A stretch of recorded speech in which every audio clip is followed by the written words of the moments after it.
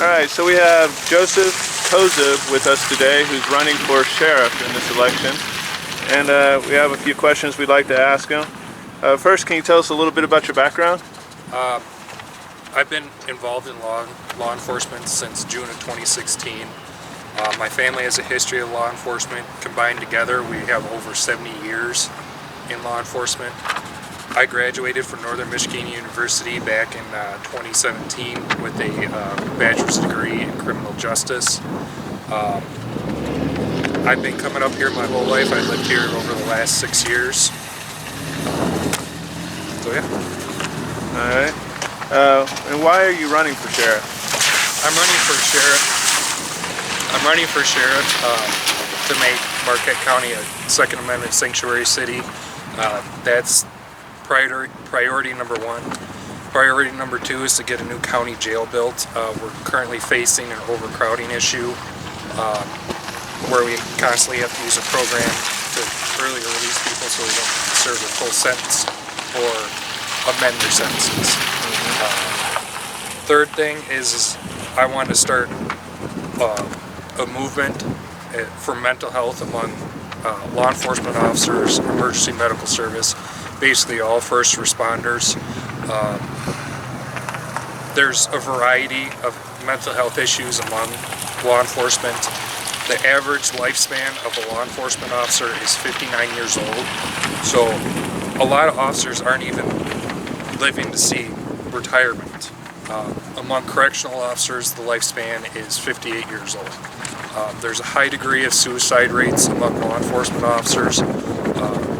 I want to move forward and try to get the appropriate care for law enforcement officers and first responders that they need it, and to remove that stigma.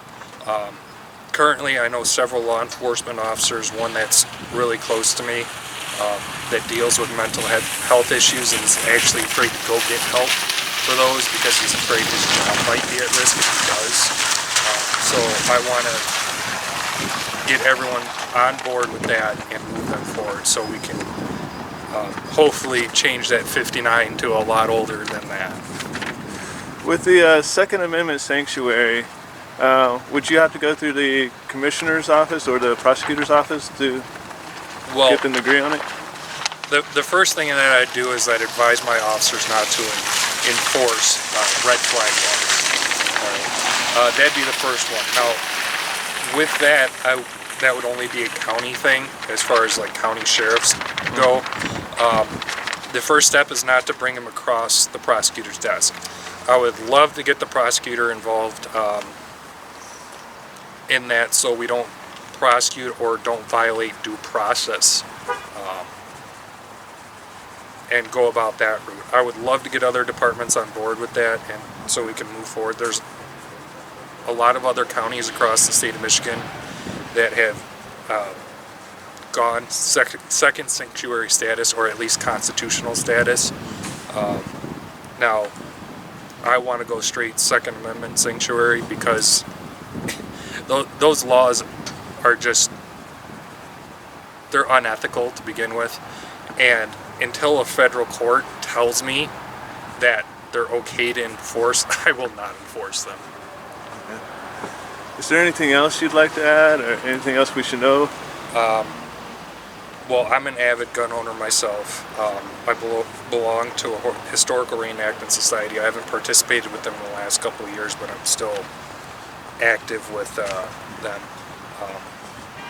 Now, as far as like AR-15s and everything else like that go, and magazine capacities,